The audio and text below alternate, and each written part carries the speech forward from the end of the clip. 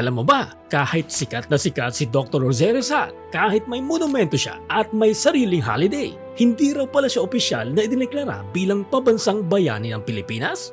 Wala raw kahit anong batas, executive order o presidential proclamation na nagsasabing si Rizal ang national hero. Noong 1995, mismong gobyerno na ang nagsabi wala pa tayong opisyal na pabansang bayani. Pero bakit nga ba si Rizal?